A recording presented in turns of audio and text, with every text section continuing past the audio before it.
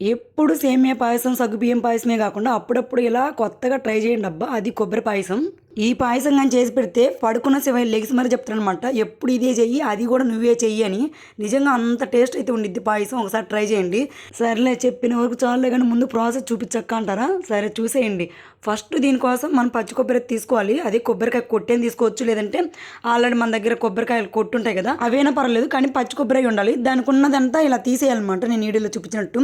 తర్వాత దాన్ని శుభ్రంగా కడుక్కొని తురుముకోవాలి.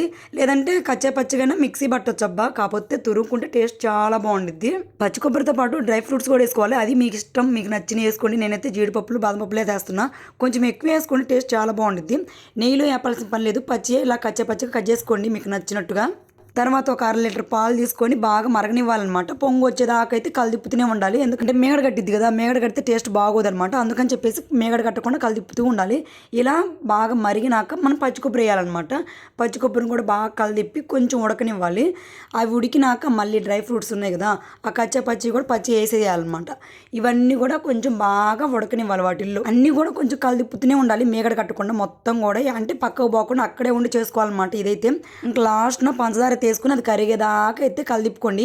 మరీ గట్టి పడితే టేస్ట్ బాగోదు. కొంచెం లూజ్‌గా ఉన్నప్పుడే ఇలా తీసుకొని నేతిలో వేపుకున్న జీడిపప్పులు కూడా పైన వేసుకొని టేస్ట్ అయితే చాలా బాగుండిద్ది. ఒక్క స్పూన్ తిన్నారంటే వదలరు. మళ్ళీ మళ్ళీ చేసుకుంటారు. ఒకసారి ట్రై చేయండి అబ్బా! వీడియో నచ్చితే మాత్రం లైక్ చేయండి.